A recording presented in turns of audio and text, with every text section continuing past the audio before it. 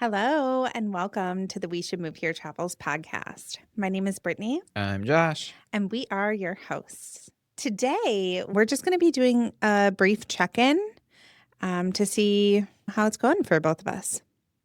Yeah, I feel like it's been a minute since we've done a check-in. It's for sure been since before Portugal. Yeah, I think we did one after Ireland. Okay. Even though it hasn't been that many trips, I feel like a lot has happened. A lot has happened. I feel like on the pod, it probably seems shorter because it's week to week, but we work so far ahead Mm-hmm. that it does feel like so much has happened Yeah. in between episodes. So excited to get into it. Yeah, same. So let's get started with some updates to our top three. So these are the top three places that we could see ourselves living. Not necessarily our top three favorite places, although my number one is probably my favorite place on earth as of right now. So, so I guess that one is both, but my number one is Portree, Scotland. My number two has changed to Aveiro, Portugal. And then my number three is Stockholm, Sweden. You know, I realized that getting rid of Ghent, Belgium as my number two and still having Stockholm, Sweden as my number three really made Stockholm my number two. But I had to evaluate everything. So you have Ghent in yours. Yes. So I felt safer not having Ghent in mine because it's in yours. But I love Ghent.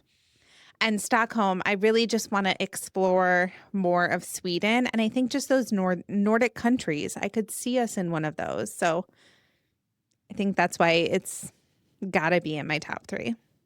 Absolutely. Yeah, I think lots of people can see Nordic countries as a place to live. I mean, they rank top in happiness and a whole bunch of categories. So I think we got to, and we have plans to for sure go there to many of the Nordic countries. We got plans to go back to Sweden. We have plans to go to Finland, definitely Norway, Denmark. Absolutely. Mm-hmm. Yeah. So what's your top three? So like you said, I got Ghent, and Ghent is my number one. Portree, Scotland, I have as my number two. And then I have Toronto, Canada as my number three. And Toronto's kind of a placeholder just for Canada, even though I really did love Toronto and I've enjoyed the places we've gone in Canada. Mm-hmm. It's kind of a placeholder because being in Wisconsin, the United States, Canada's right there. It allows us to live in a different country with not being that far away from where we grew up. Yeah. Which kind of is the best of both worlds, being able to live out of the country and also feel like it's so accessible to come back home when we want to. I feel like it would allow us to be able to spend more time with our friends and family, which is a huge thing for us when we're thinking about moving out of the country. It's scary. Yeah, it's something that you and me definitely have lots of conversations about. Yeah. And we'll talk a little bit about that too. Mm-hmm. But overall, how do you feel like the pod is going? I think the pod is going good, despite the fact that we don't have thousands of or even hundreds of downloads per episode. I still feel like we got a core group of people who listen to us out there, and we do have lots of people that just come and listen to one episode. Mm-hmm. I mean, we've had nearly 60 different countries listen to an episode from all over the world, which I think is crazy cool.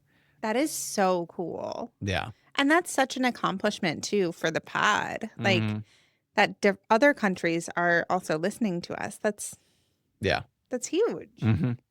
So even though someone else's opinion might be they look at us, we don't have a bunch of downloads or we don't have a bunch of views, stuff like that, I feel really good about where it's at.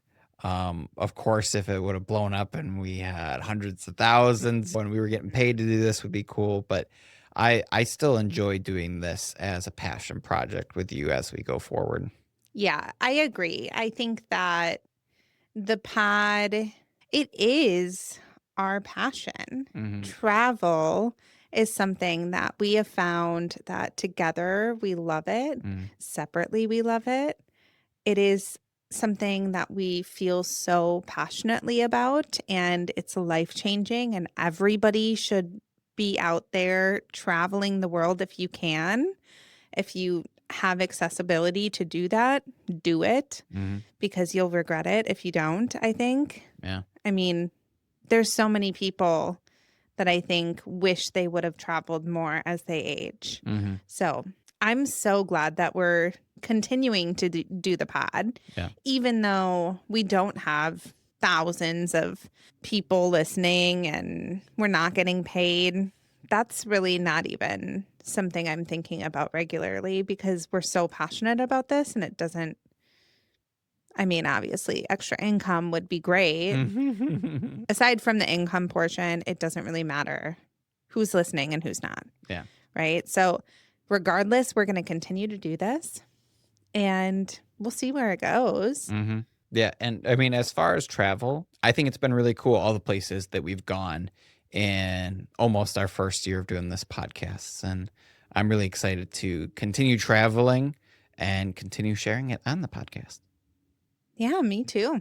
Are there things that you would like to change about the podcast or about the way that we travel? I think we're always thinking about ways we want to change the way we travel. I think when you and me go places, we're like, oh, if only we could have rented a car this time and then we could go do this. Or if only we could have stayed here and done this or had another week or been a week less. And there's so much of that. Yeah. I mean, I always wish we could travel more, but also be home more at the same time. I think we found kind of a good groove. I think we're very privileged to be able to do kind of 2-week trips at a time when we do it. And that's a nice sweet spot between 2 and 3 weeks. You know, we tried the full month right at the beginning of the podcast. And even though that was amazing, that was a really long time. Very long time. Yeah. I'm glad we did it though. Right. Same. And I would be open to doing it in the future, but it's not going to be something that we do incredibly often. No. No. I think there would have to be a lot that changes for me to want to do that again. Mm-hmm. Although I did just do the 3 weeks in Portugal. So what the fuck am I saying? Yeah. What about you? Are there things you're thinking about podcasts you want to change or with travel you want to change or do differently? I really loved that there was some solo adventure in the Portugal trip for me. And I would love to incorporate that for both of us because we are both also very independent people and we both really love solo travel. Mm-hmm. So I think that we thrive in those environments. And I think it would be interesting to at least try once.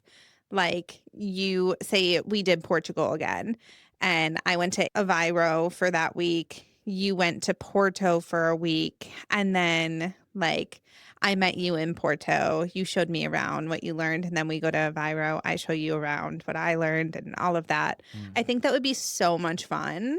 I think it would be great for our relationship. Yeah. And sometimes you need that independence to be able to thrive. So, yeah, I think incorporating that somehow could be fun, could be a fun experiment for us. I don't necessarily want to be that far away from you for that long ever again. So. I think that it'll probably happen at some point, but It probably will. However, I like the idea of you being close. But we'll talk more also about the solo travel experiences and stuff like that next episode. Yeah. But I think that's what I learned on this recent trip that I might want to incorporate in the pod. Mm. So, And maybe we can do some more, not solo travel, but more independent things while we go on trips together. Like if there's a day where I want to go hiking and you're like, I don't want to go for a hike today. Like you do that. So I love to go on hikes with you. Just an example. I mean, maybe I want to go on a food tour and you don't. Who knows? Okay. I don't see a world where that happens, but okay. I see what you mean. Just for examples, there's maybe when we're in the same place, we do things independently and then come together for that day or later that day. Yeah, I mean, I think there's definitely opportunities for us to be able to be independent on our couple travel trips. Mm-hmm. But I also really like your idea of us going to a place at the same time, spending separate time in a city each, and then coming together and showing each other around that place what we learned. Yeah, I think that would be really fun. I came up with that idea when I was in Aveiro. I was Mm-hmm. like, "Ugh, how cool would it be if he was in Porto right now and we just like came together and explored the cities afterwards as we're both solo traveling?" Because like I really struggled. Again, I'll talk more about this, but I really struggled with the thought of you not having any new experiences while I was having all of these firsts. Mm, And I was just like, I think it would be so much fun if he was doing this too. yeah. And then we talk at night and, you're right there, Mm-hmm. maybe like an hour train ride away. Mm-hmm. Yeah. So, anyways, what have you learned doing the pod so far? I mentioned this a little bit in, I think, the previous episode, for sure the episode before, that we've gone to a lot of places and we've gotten involved in the community events there and we've seen a lot of their close-knit community and we're like, oh man, like that's so cool. Really love that. And just being more involved in our community here. Mm, Yeah, I think that's some of it. And I think because the United States just has such a big divide politically currently, it's mm, you constantly feel a little bit like on edge. yeah. So there's that as well. So I mean, there's a couple different aspects, but I mean, definitely not going to a bunch of community events is 100% a part, not feeling a part of the community. So Yeah. that's just on me and of not always feeling like going out and doing that. Well, I think on us. Mhm. Yeah. Because we know about them or we know that Appleton, for instance, does like a ton of community events. And we've recently started to go. So you'll hear more about those as the pod continues. Yeah.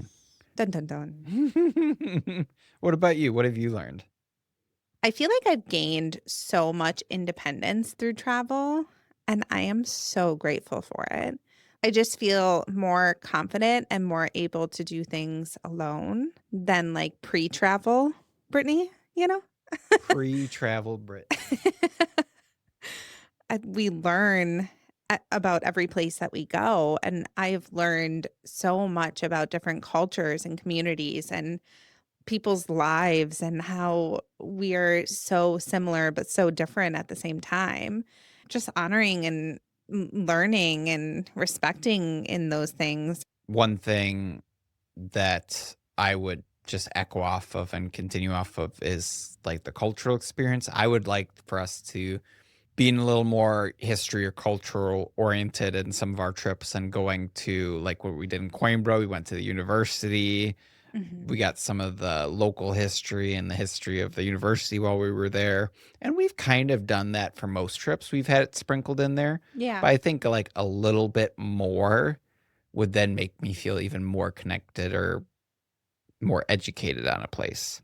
Yeah, I completely agree. I think that when we're there, it's really important that we learn about the cultural aspects of things and also historically how things came to be. Mm-hmm. Because I think you and I both are not huge history buffs. Mm-hmm. So we don't know a whole lot about the history of a place before going. Yeah. And I think that's so cool because then we get to learn all about it while we're there Yeah. and while we're seeing the thing. Mm-hmm. Like that's a cool way to become a history buff, Mm-hmm. honestly. And I think that's why we're kind of becoming the way we are, because then we go and we're like, oh my gosh, that's so cool. Like I didn't know that at all because I didn't look it up at all before I went. Yeah. And I Mhm. love that we don't, Mhm. because then we get to explore. However, I do think that there's more, kind of what you're hinting at. I think there's more opportunities for us to learn Mhm. that maybe we miss because we don't look things up. Yeah. So, There's a balance. yeah, Mhm. there's a balance there for sure. I have also learned how to travel through the airport with patience and with grace, because it is some people's first day on earth there, and I need to understand that. Yeah. You do. And it's so interesting for me to think that. When the first time you said it, I was like, "Oh my gosh, that's so true." Like, you were saying it to yourself to, like, get over something someone did, like a quick turn of direction when they were in the airport or something, and you kinda mumbled it under your breath. I was like, "Oh my god, that's right." It could be that person's very first time in the airport during their life. It really could be. It also seems like their first day on earth. So that's why I say that. Yep. All in good fun, just joking. Yeah. I mean, but airports in general, you do have to have a lot of patience and a lot of grace with people because of those things, right? So, I mean, it could be their first trip ever. They could be really anxious in airports. And I mean, there's the history of airports too that Mhm. can be really traumatizing for some people. So, Right. I I think it's just really important that you travel with patience and grace, and I've learned that as we travel. Do I always hold to that? I wish I could. Mhm. But- and I try to, my hardest, but yeah, sometimes just gets the best of me, Gets the and best I of need a everyone. 10. I need a margarita in an airport. $20 margarita. I'm sure that's why they serve alcohol in airports. Maybe. Yeah. No, Yeah. we really don't drink in the airports ever. No. No, because I'm so conscious of like swelling in my ankles or my hands or my feet, and I'm like, I don't want to have any alcohol because that will just double it up. Yeah. Freak you out while you're on the plane. It will. Yeah. I'm one of those anxious travelers. Anyways, anything else that you learned that you want to mention? We've learned so much in Ireland, how much we loved hiking. Got a little Mhm. taste of it when we went to Scotland years before, Yeah. but really consciously did it more frequently while we were in Ireland. And then we didn't do it in Portugal, and I definitely felt like we missed out. Yeah, there were a couple of trails that I did have saved for Mhm. Portugal. And, I think you just can't experience everything, You right? can't. And we really wanted to do like food and wine tours. And that was kind of our trip, right? The Right. food, the wine, and learning about the history and the culture in that way. Right. But we couldn't have done both. Right. So, I mean, there maybe could have been a day where we didn't do a tour or we whatever and we hiked. So maybe that's something that we look into for our upcoming trips, Mhm. like to make sure that there's a hike in there. In Portugal, there were several that I did want to do, Mhm. but they were also farther away than the cities that we were staying in. Yeah. So, Yeah, I guess it's also important the country you're in, where Ireland, like, that's you gotta do it. There's so much open space, and it's so widely available. You don't have to go far to be able to find a really great trail. no, not at all. Yeah. And there's not going to be a lot of people on those trails either because there's so many. Right. There's going to be a lot of sheep. I'll tell you that. But So, I guess that's something I learned just now. It's doesn't always have to be doing it all the time or doing it some of the time or doing it not. Like, it can be a good balance of all of it. yeah, and I think if we look at Ireland and Portugal together, because those are our most recent trips, Mhm. I think it was a good balance for both of them because Ireland, we hiked like every fucking day, and Mhm. Portugal, we didn't hike at all. So like maybe we can find a way to intertwine that on one trip and balance it out a little evenly. I guess we kinda did that in Scotland because we didn't go on a lot of hikes, but we went on a few. Yeah. I think in Scotland we weren't as well versed in hiking. No. So we didn't do a lot of the difficult ones, which No. if we go back to the Isle of Skye, scratch that. When we go back to the Isle of Skye, we're going to do those hikes Definitely. because I think we can do them now. Absolutely. Like, I feel more confident in my hiking abilities. Yeah. That's just growth. Yeah. Growth as us, growth as people. Yeah. So, something that we've been talking about a little bit more is exploring some more of the US. Now, we are definitely considering moving out of the country. However, I think there's also opportunities within the country that fit a lot of what we're looking for. We also have recently talked about maybe exploring more of Wisconsin because it is our home state. It is a beautiful state. We certainly haven't explored all of it. I don't know. What are your thoughts? We've talked about it extensively, and we definitely need to do more exploration of Wisconsin because it's so easy for us as well, being in the state and being able to just take our vehicle whenever to go to most parts of the state. Of course, it'd be better if we have trains, but we don't.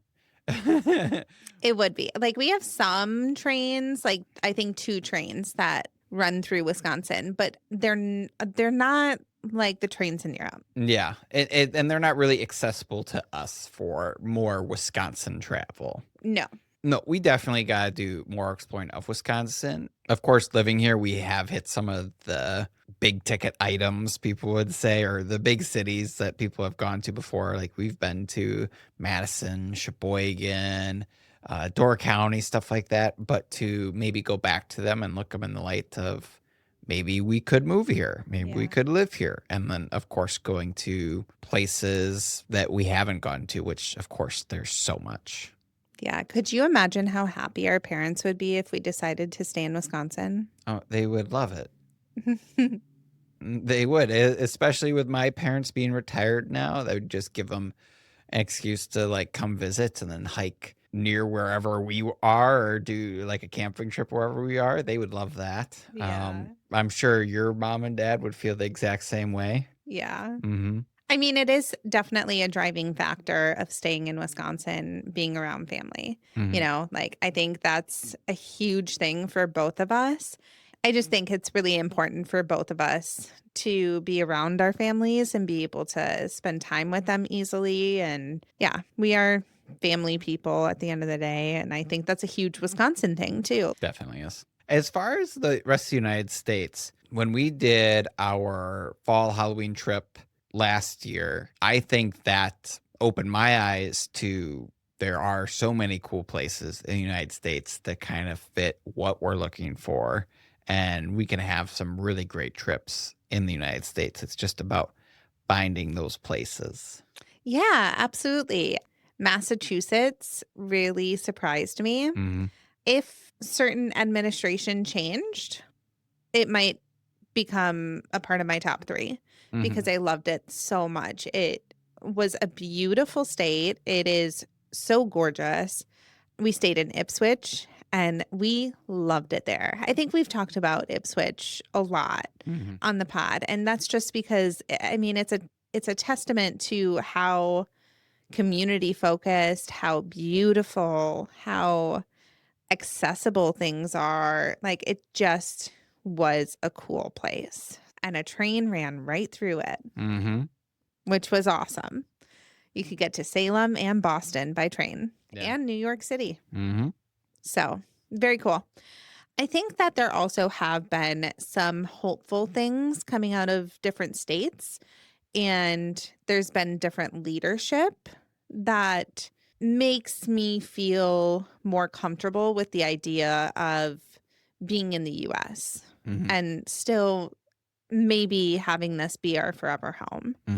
We're not totally writing it off yet. There would have to be a lot that happened for us to totally write it off. I think also depending if we ever find a place that we just went to, or if we go back to a place and we're like, you know what, I'm going to be the happiest I will ever be here. Then we would have to make decisions. We haven't come across that place where both of us were just looked at each other like doesn't get better than this. Well, I don't know if we will because I think we're in the mindset of like, it has to be perfect and there's no perfect place, right?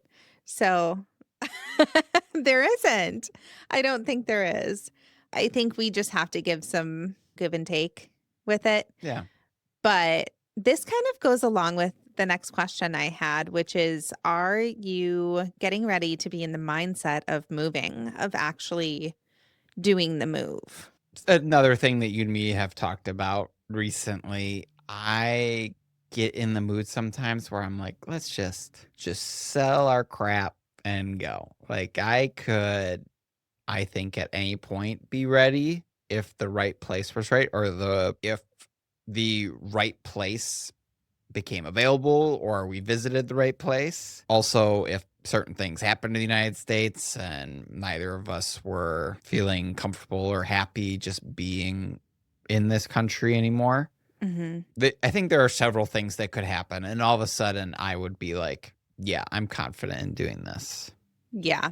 I mean, I think those are pretty extreme measures that very well could happen. Yeah. But I think if certain things do happen, then yeah, we have to be in the mindset Mhm. because we would leave. Yeah. I say that, and I know it's a very privileged way of speaking about it, but I think it would also, it would get to a point where we would have to. Mhm. So whether we're in the mindset or not, if it gets to that point, we're leaving. Yeah. But as far as moving, I don't know that I'm fully in the mindset right now. Yeah, I would agree with that. The more that I see and the more that I experience, the more I feel destined to live somewhere else. The more it feels like it's going to happen, even if that's a very, short amount of time in our lives, like a year, say we live somewhere else. I see it happening. I do. So it feels more and more right that it's going to happen. I just don't know when. And with us going back to work, we're going to be having some different jobs and different responsibilities around here. It seems like we're nowhere near ready to think about actually moving anytime soon.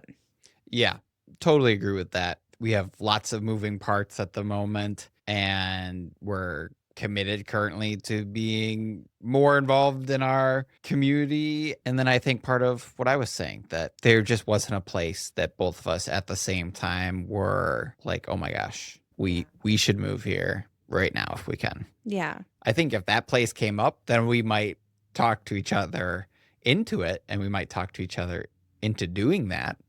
But that just hasn't happened. It hasn't, which Mhm. is surprising because we've gone to some really cool places. Such cool places. Such cool places. I think it's the fact that there's always like the next place to visit Mm, that might be holding that back a little bit.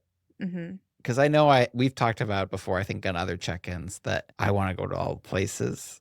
Yeah. And being in another country might make that even easier. But then to think of that process as, well, if we move, it's going to be like a whole year moving. And then to then be able to travel, it's going to be like another year after that. It's like, ugh. Yeah. I think both of us have that problem. And I think we should practice more presence, like being there, being present, focusing on the moment while we're there. We do that to a certain extent, but I also think that we are always thinking of the next thing. Mhm. So I wonder if that's hindering our ability to really be present and Mhm. experience the city the way it's meant to be experienced. Absolutely. So that's something we got to work on, I guess. Definitely. Another growth opportunity. Yeah. Be more present. Yeah.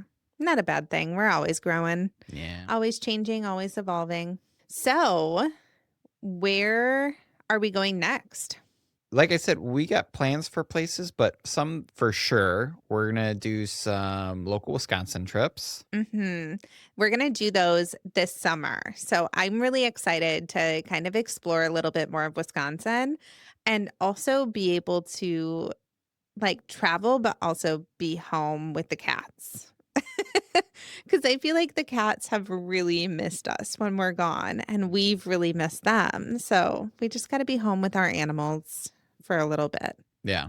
We also have talked about going to Canada, Mhm. just exploring for kind of a long weekend the border between Michigan, Wisconsin, and Canada. So up in that area, we're going to explore at some point this summer. We'll keep you updated. Yeah, and then going into this fall, we have a trip with your dad that we're working out, going to a concert out in Vegas. What a cool foodie spot that we're going to get to go to. There's tons of food places that I've seen, and we are going to have so much fun talking about it on the pod because this is a food podcast. 100%. That wasn't clear. And then the concert will be really fun. We're going to go see the Scorpions. So that'll be fun. Yes. Also this fall, we will be going to California and Oregon. We will be going to California with my mom and my mom's best friend, having some adventures with them. And then we're going to rent a car and we're going to drive to Oregon. Or maybe take the train. We haven't fully decided on that trip yet. A little more complex this trip's, but ever since we did the Oregon-Washington combination trip a couple of years ago, we loved Oregon. When we were this close, being in California, we're like, we got to make a little side trip and get back there. Yeah. Well, we only did Portland, and we were like, there's so much more of Oregon that we need to experience. Right. So we got to go back. Definitely taking our hiking boots. Then the one compromise of our voting trip from this last winter between Ireland and Finland, the compromise was that we'd go to the other place this year. So Finland is going to be sometime this upcoming winter, whether that's December, January, February. It'll be within that time period, most likely. Yeah, and it'll be a Northern Lights trip. So we'll get to experience the Northern Lights and all of the colors, and we'll take our camera and go do that. But those are our upcoming trips of what you can expect us to be talking about on the pod, along with a lot of kind of like local things that we're going to be doing. So there's also some food festivals that we've talked about going to, and we might do some episodes about that because, again, this is a food podcast. We're gonna do a total rebrand. This is moving somewhere based on food and mostly about the food. Yeah. What's the one in Chicago you keep on bringing up? It's called Panda Fest. Panda Fest. And it has over 300 food vendors, and it's all Asian cuisine. So it's all different kinds of Asian cuisine, and it's all out of food trucks. It looks so fun. Yeah. Tickets are only like $12. So amazing. We're going to have fun. I'm excited for the rest of the summer.